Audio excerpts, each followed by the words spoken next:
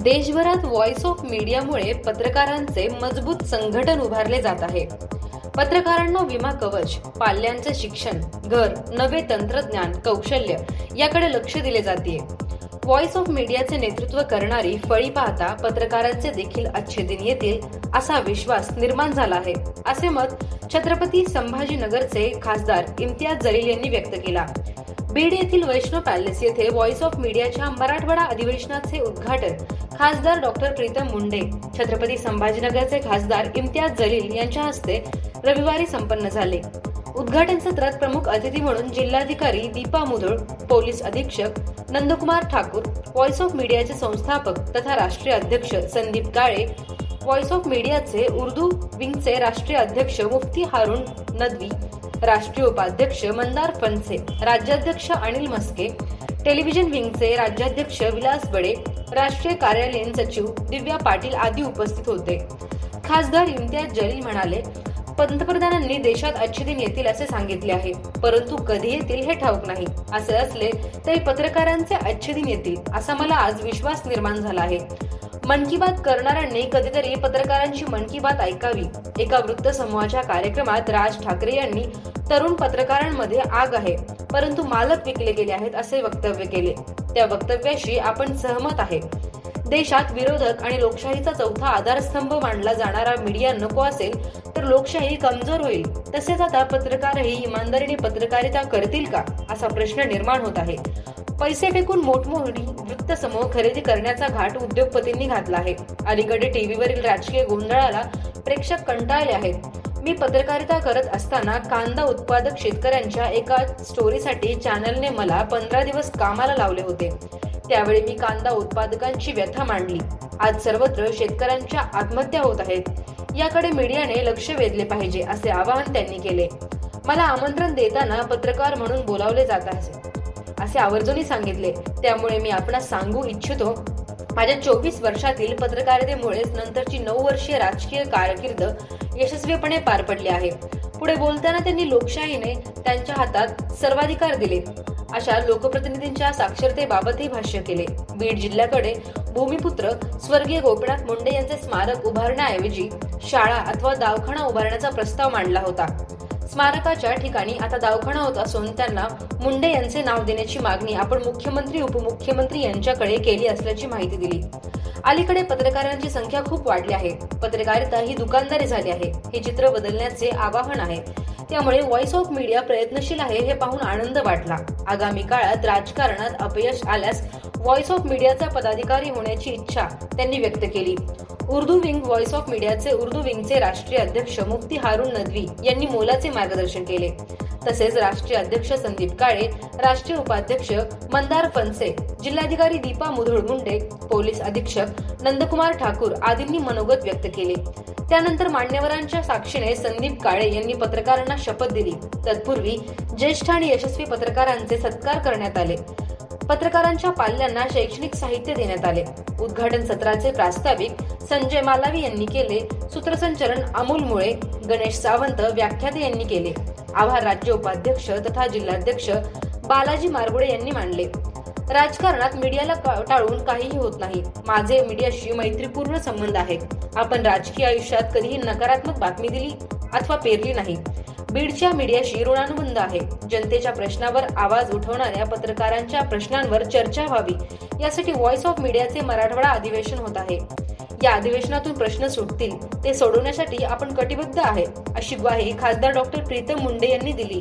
पुढे बोलताना त्या म्हणाल्या की डिजिटल क्रांती झाली आहे तरी प्रिंट मीडिया अजूनही विश्वास आहे, परंतु ब्रेकिंग न्यूजचा काळ असल्याने नवतंत्रज्ञानाचे बदल स्वीकारावे लागतील। मंचावर पुस्तक देऊन स्वागत हा उपक्रम अनुकरणीय आहे। समाजात ज्या घटना घडतात त्यांचे चित्रीकरण होणारच, परंतु सनसनाटी वृत्त टाळणे काळाची गरज आहे असे सांगून त्यांनी व्हॉइस ऑफ मीडियाच्या मराठवाडा अधिवेशनाला शुभेच्छा दिल्या। अंबाजोगाई दर्शन बातम्यांसाठी सतीश मोरे, बीड। त्याचा भाग होणं हे मी स्वतःचं भाग्य समजेन एवढं या निमित्ताने आपल्या सगळ्यांना सांगते। पण आज एक राजकीय नेता म्हणून नाही तर एक सामान्य प्रेक्षक म्हणून जशा मीडियाच्या काही समाजाकडून किंवा शासन प्रशासनाकडून अपेक्षा असतील तशा समाजाच्या सुद्धा मीडियाकडून काही अपेक्षा आहेत। आज स्पर्धेच्या युगामध्ये 24 तासाची इलेक्ट्रॉनिक मीडियाच्या माध्यमातून न्यूज चॅनल चालवत असताना तुम्हालाही अनेक अडचणी आहेत. तुम्ही न्यूज म्हणजे बनवू शकत नाही. तुम्ही एखादी न्यूज जी घटना घडली ती दाखवू शकता, तुम्ही घटना घडवून आणू शकत नाही. आम्हाला चांगलं बघायचं आहे म्हणून तुम्ही चांगल्या घटना घडवून आणू शकत नाही. जर समाजात वाईट गोष्टी घडत असतील तर त्यांचं चित्रीकरण करणं हे तुमच्यासाठी अविभाज्य आहे. पण मीडिया म्हणून काम करत असताना, लोकशाहीचा चौथा स्तंभ म्हणून मिरवत असताना थोडंसं एक सनसनाटी किंवा मसाला लावण्याचं जे पॅटर्न आहे तो कुठेतरी कमी करणं ही काळाची गरज आहे असं मला वाटतं. कारण राजकीय क्षेत्रामध्ये काम करत असताना ज्या ज्या ठिकाणी आम्ही जातो तेव्हा लोक त्यांच्या आमच्याकडून काय अपेक्षा आहेत हे बोलून दाखवत असतात. जसं राजकीय नेत्यांनी भ्रष्ट असू नये, राजकीय नेत्यांनी उद्धट असू नये, राजकीय नेत्यांनी काही ठराविक लाईफस्टाईलचं जगलं पाहिजे, त्यांनी फार त्यांच्याकडे संपत्ती असू नये, असली तर त्यांनी त्याचा शोषण करू नये, अशा जशा अपेक्षा राजकीय लोकांकडून असतात त्याच पद्धतीने समाजाच्या मीडियाकडून सुद्धा काही अपेक्षा आहेत. स्पर्धेच्या युगात टिकून राहण्यासाठी ज्या गोष्टी करणं गरजेचं आहे त्या त्या गोष्टी कराव्या लागतीलच, पण त्याचबरोबरीने दर्जेदारपणा हा सुद्धा मेंटेन करणं ही आपल्या सर्वांची जबाबदारी आहे. कारण शेवटी आज कार्यक्षेत्र वेगवेगळे असले तरी आपण एकाच समाजाचा भाग आहोत आणि आपण सर्व एक युनिट आहोत. म्हणून आपल्या एकमेकांच्या आयुष्याचा प्रभाव हा एकमेकांवर होतच असतो. तो प्रभाव जास्तीत जास्त सकारात्मक असावा यासाठी प्रयत्न सर्व घटकांनी करणं गरजेचं आहे असं एवढंच या निमित्ताने सांगते. करिएगा पत्रकारों की वैसे भरमार हो चुकी है, बहुत पत्रकार हो चुके हैं और एक नया दौर भी आ गया है यूट्यूब वाले तक पत्रकार जो सिर्फ मोबाइल लेके जो चल रहे हैं. मेरे शहर में मुझसे इतनी मोहब्बत करते हैं, कहीं पर एक्सीडेंट हो गया तो सीधा जाके पूछते इम्तियाज जलील आया था क्या, आग लग गई बिल्डिंग के तो फायर ब्रिगेड आई थी क्या, नहीं पूछते इम्तियाज जलील आया था क्या. तर पत्रकारिता करिए, हर एक इंसान को करने का अधिकार है, लेकिन ईमानदारी से अगर पत्रकारिता करेंगे आप तो यकीन मानिए रात में नींद बहुत अच्छी आएगी. और कहीं ना कहीं जिन लोगों का हमने यहाँ पर सत्कार किया है उसमें से काफ़ी बुजुर्ग, काफ़ी सीनियर पत्रकार लोग थे. आप उनके साथ बैठिएगा, उनसे पूछिएगा कि उस दौर की पत्रकारिता में और आज की आप लोगों के बारे में नहीं कर रहा हूँ, लेकिन पत्रकारिता भी अब एक दुकानदारी की तरह हो गई है. इसे कहीं ना कहीं हम और आप मिलकर बदल सकते हैं. मेरा मतलब ये है कि अगर 2024 में अगर कुछ मामला हेर फेर हो गया तो मैं भी आप ही की बिरादरी के अंदर आऊँगा और संदीप से कहूँगा कि एक आध पोस्ट मेरे लिए भी वॉइस ऑफ मीडिया के अंदर रखना, मैं आपको ज़रूर ज्वाइन करूँगा उसमें. मैं आप तमाम लोगों को बहुत बहुत शुभकामनाएं देता हूँ और ख़ासतौर से संदीप को और उनकी पूरी टीम को जिन्होंने इतने सारे पत्रकारों को यहाँ. फिर उसके बाद दौर आया इलेक्ट्रॉनिक मीडिया का, तो इलेक्ट्रॉनिक मीडिया के अंदर वो चले गया. लेकिन आज अगर आप पत्रकारिता करना चाहते हैं तो आपकी एक इंडिपेंडेंट वॉइस भी हो सकती है सोशल मीडिया के जरिए, क्योंकि सोशल मीडिया आज जिस तरीके से मजबूत हुआ है, अगर आप देखेंगे द क्विंट, प्रिंट, ये जो ऑर्गेनाइजेशंस सामने आए हैं इतनी दिक्कतों के साथ ये कैसे आगे बढ़ रहे हैं. कहीं ना कहीं ये ईमानदारी के साथ पत्रकारिता कर रहे हैं. लोगों को भी ये हो चुका है कि हर रोज मैं कब तक टीवी चैनल के ऊपर एक दूसरे के बीच में दरारें पैदा करने के डिस्कशंस में सुनते रहूं, समाज के अंदर मतभेद पैदा करने के, किसी ने कुछ तो भी फालतू बयान दे दिया और उसके ऊपर आधा घंटा एक घंटा चर्चा हो रही है. मैं बड़े साहब ये बताता हूँ, मैं आपको ये बता दूँ, मैंने 24 साल पत्रकारिता की, 12 साल में लोकमत के साथ था और 12 साल में एनडीटीवी के साथ था. मुझे आज भी याद है कि मुझे एनडीटीवी से एक असाइनमेंट दिया गया था कि जब प्याज की कीमतें 100 रुपये तक पहुँच चुकी थी तो उस वक्त मुझे एक असाइनमेंट एनडीटीवी ने दिया था कि एक प्याज का किसान, एक कांदे का किसान जो है वो फसल लगाता है और फसल लगाने के बाद वो प्याज जब आ जाती है उसको वो मार्केट में ले जाता है, पुणे के मार्केट यार्ड में.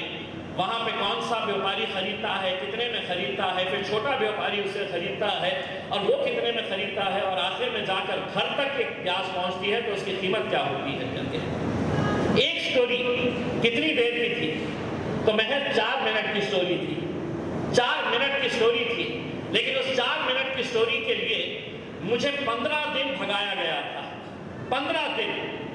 कैसा? तो पुणे के बाहर शिरूर के पास एक किसान को हमने आइडेंटिफाई किया। वो किसान के पास प्याज लगी हुई थी, वो प्याज खेती के अंदर से निकाल रहा था। महज 20 सेकंड का शॉट लेना था, लेकिन सुबह 4 बजे उठ के हम वहां पे शिरूर के उस किसान के पास गए। एक दिन सिर्फ उस 20 सेकंड के शॉट को कवर करने के लिए कि किसान वहां पर अपने मजदूरों के साथ बैठ के खेत में से वो प्याज निकाल रहा है। वापस आ गए। दूसरे दिन वो अपने गोडाउन के अंदर प्याज को साफ करके रख रहा है।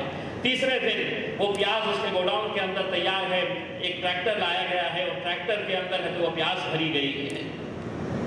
हम वो ट्रैक्टर को फॉलो करते हुए शिरूर से हम मार्केट यार्ड पुणे के अंदर जाते हैं। प्याज लगाने की उसकी कीमत जो थी, कितने पैसे उसको लगे थे, उसको उगाने के अंदर उसकी मेहनत क्या गई थी। जब मार्केट यार्ड पहुंचते हैं तो वो प्याज की कीमत उसे कितनी दी जाती है। ताज्जुब होगा आपको, हैरानी होगी कि जो मार्केट यार्ड के अंदर बैठे हुए लोग हैं, आपको लगेगा ये किसान है, ये सब राजनीति से जुड़े हुए लोग हैं, ये राजनीति चलाने वाले लोग हैं। उस गरीब किसान को कितना पैसा दिया गया, धन्ना सेठ ने वहां पर व्यापारी ने कितने में वो प्याज खरीदा, फिर छोटे व्यापारी को कितने में दिया, और घर पहुंचते पहुंचते वो प्याज की कीमत क्या हो गई। आज के दौर के अंदर बताइए कौन सा ऐसा चैनल है, कौन सा ऐसा अखबार है जो प्याज की कीमतों के ऊपर कोई अच्छी स्टोरी कर रहा है। आज किसान अगर मर रहा है तो आप बताइए कितने सारे अखबार हैं, कितने सारे टीवी चैनल हैं, क्या उसकी खबर बन के आती है? नहीं बनकर आती है। अगर एक किसान आत्महत्या कर रहा है, और ये हमारे सब के लिए बहुत ही दुर्भाग्य की बात होनी चाहिए। किसानों के बारे में हम बातें बहुत बड़ी बड़ी करेंगे, लेकिन महाराष्ट्र देश का वो राज्य है जहां पर सबसे ज्यादा अगर आत्महत्याएं किसानों की होती है तो वो इस महाराष्ट्र के अंदर होती है। ये कहीं ना कहीं हम सबको इसके बारे में सवाल उठाने की जरूरत है। मला माहित आहे अनेक लोकांना हे प्रश्न पडला असेल 2019 मध्ये। अनेक पत्रकारांनी आपल्यामध्ये चर्चा करताना हे सांगितलं असेल, एकदा आमदार झाला तर त्याला खासदार व्हायचं आहे। शक्य आहे का? कोणालाही वाटलं नाही होतं की मी एकदा ऍक्सिडेंटल आमदार झालो होतो, मग खासदारकीसाठी उभे राहिलं तर अनेक पत्रकारांनी सांगितलं होतं शक्यच नाही। कशा होणार? खासदारकीसाठी लोक 20-20, 30-30 वर्ष माझ्या कोणी घरामध्ये कोणी राजनीतीमध्ये नाही आहे, माझ्या जवळचे कोणीही राजनीतीमध्ये नाही आहे, पण मी निर्णय घेतला होता। कारण या देशामध्ये लोकशाहीच्या नावाने, आपण डेमोक्रेसीच्या नावाने सगळे अधिकार कुणाच्या हातात दिलेले आहे? कुणाच्या हातात दिलेले आहे? तर माझ्या आणि प्रीतमताई मुंडेंच्या हातात दिलेले आहे। मी किती शिकलेला आहे मायने नाही, माझं एज्युकेशन क्वालिफिकेशन काय आहे काही मायने नाही। आज एका सरकारी ऑफिस मध्ये पिऊनची नोकरी पाहिजे, पिऊनची, तर त्याच्यामध्ये अट असते की कमीत कमी 8वी 9वी शिकलेला। मला खासदार व्हायचे, मी अंगोठा छापही असला तरी मी खासदार होऊ शकतो। हे खरी गोष्ट आहे का नाही आहे? म्हणून जेव्हा मी लोकसभेमध्ये पहिल्यांदा गेलो, माझ्या पार्टीचे अध्यक्ष बॅरिस्टर असदुद्दीन अवैसी साहेबांच्या सोबत मी बसलेलो होतो, पहिला होतो दिवस ते। आणि एक प्रीतमताईला माहित आहे की एक क्वेश्चन आवर 0 आवर आपण ज्याला म्हणतो, त्याच्यामध्ये एका मिनिटामध्ये आपण आपलं जे कॉन्स्टिट्युएन्सीचा मुद्दा जे आहे ते आपण एका मिनिटामध्ये ते सांगू शकतो कि मेरे कॉन्स्टिट्युएंसी के अंदर पानी का मसला है, कोई कहेगा रास्ते नहीं है, कोई कहेगा रेलवे ओवरब्रिज चाहिए करके 1 मिनट के अंदर, 1 मिनट के बाद वो स्पीकर साहब बेल बजा देते। तो मेरा पहला दिन वहाँ पे बैठा हुआ था, तो वो चल रहा था, तो एक सांसद जो है वो ऐसा पेपर लेके पढ़ रहा था, मेरे चुनावी क्षेत्र में रास्ते। तो मैं बोला 1 मिनट इसको बोलना है, और ये 1 मिनट बगैर बोले बोल नहीं सक रहा है, तर मी ओवैसी साहेबांना विचारले की मी बोला साहेब मी काल सेंट्रल हॉलमध्ये या खासदारासोबत बसलेलो होतो, मी चहा घेतलं की त्याचं ते सेकंड टर्म आहे आणि तरी ते 1 मिनिटासाठी ते बगैर पेपर के वो बोल नहीं सक रहा है। तो ओवैसी साहब मुझे देखकर हंसे और उन्होंने मुझसे कहा कि अभी तुम देखते जाओ यहाँ पर जो बैठे हैं तकरीबन 80% लोग जो है वो तुमको ऐसे ही मिलेंगे। मला असं वाटलं की 80% म्हणजे जरा जास्त झालेला आकडा, 80% होऊ शकत नाही। त्यांचे काय आहे की त्यांचे 300 पेक्षा जास्त आहे। तर प्रीतमताई मला काय म्हणते मी 70 आणि मी आपल्याला स्पष्टपणे सांगतो की जेव्हा जेव्हा आम्ही पार्लमेंटचे सेशन्स अटेंड केलं तर ओवैसी साहेब खोटं बोलत होते। ते 80% नाही आहे, 85% आहे। मग हे नाही आहे की कोणत्या पार्टीचे, ते मी बोलत नाही कोणत्या पार्टीचे, पण हे खरी गोष्ट आहे। आज 10 ते 15% 15% जे मेंबर्स ऑफ पार्लमेंट आहे ते हाऊस रन करत आहे आणि त्याच्यामध्ये स्पष्टपणे बोलणार राजनैतिक मतभेद काही असू द्या।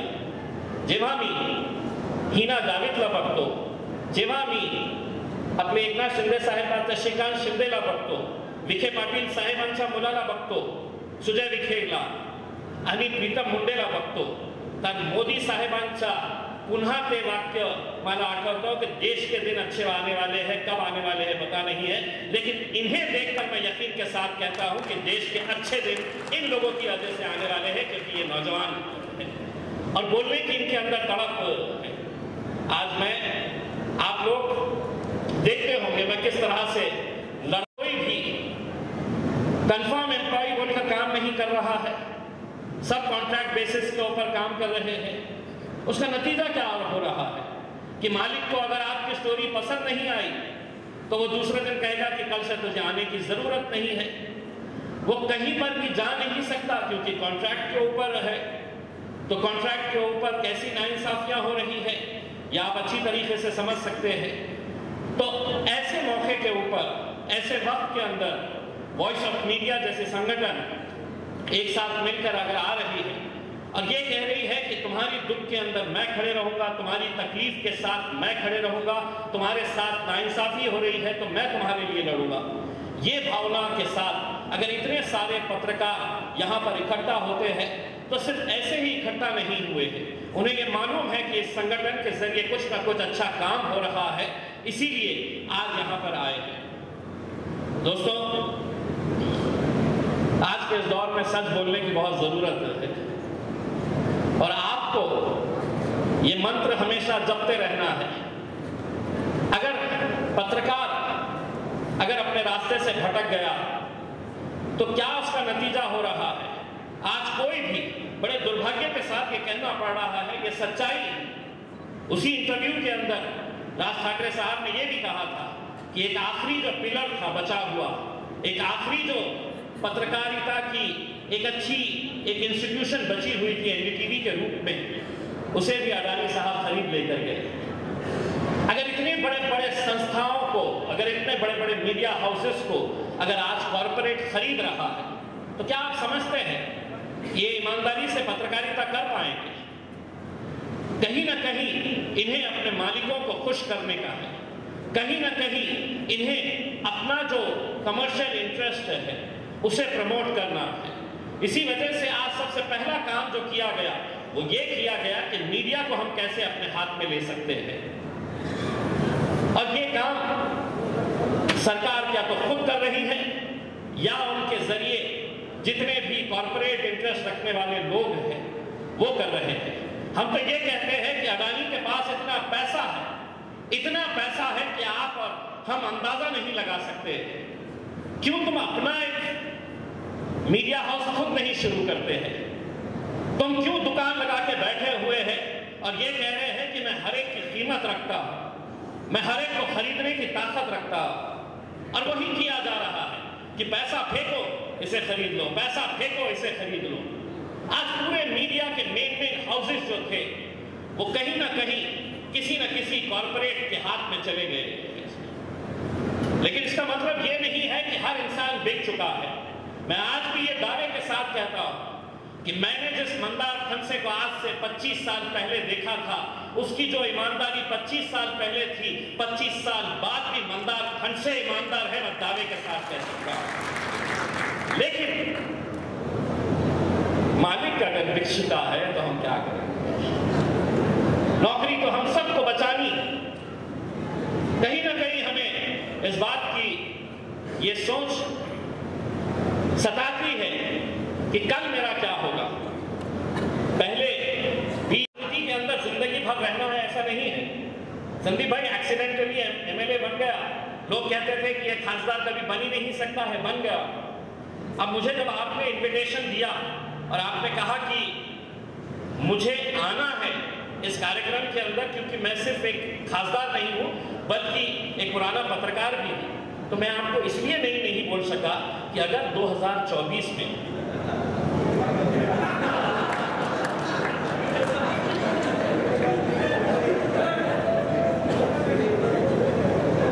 मैं मेरे शहर के अंदर डाकुओं से घिरा हुआ हूं,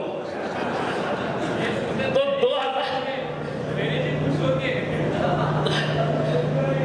2024 में अगर कुछ उलटफेर हो गया तो मंदार खनसे जिंदाबाद। मंदार है चान्स, आणि तेही चान्स माझा संपलेला आहे। मी कुठला सो कॉल्ड सेक्युलर पार्टीमध्ये काम केलं असतं तर बहुतेक ते एक्सेप्ट केलं असतं।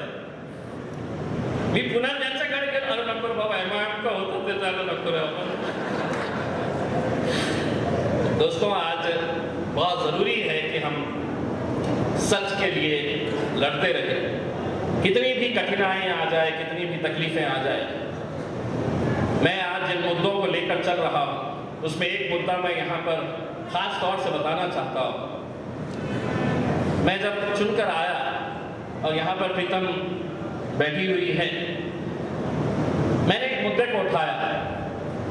मैं इस राज्य के अंदर मैं किसी का पुतला बने मैं उसके हक में नहीं हूं, किसी का स्मारक बने मैं उसके हक में नहीं हूं। और मैं जमकर विरोध किया जब औरंगाबाद में उस वक्त इस महाराष्ट्र राज्य के, जिसे हम महानायक कहेंगे, जैसे लोक नेता कहेंगे, आदरणीय गोपीनाथ मुंडे साहब का स्मारक जालना रोड के ऊपर बनने वाला था। मैंने विरोध किया और मैंने कहा कि मैं जितना गोपीनाथ मुंडे साहब को जानता हूं, अगर जीते जी अगर उनसे पूछते कि मरना सबको है, मुझे भी मरना है, आपको भी मरना है, मेरे मरने के बाद मेरे नाम का स्मारक बनना चाहिए या मेरे नाम का स्कूल बनना चाहिए, अस्पताल बनना चाहिए, तो गोपीनाथ मुंडे साहब 1 मिनट का भी वक्त नहीं लेते और वो कहते कि मेरे नाम का या तो स्कूल खोलना या अस्पताल खोलना। ये ऐसे लोगों की महानता थी।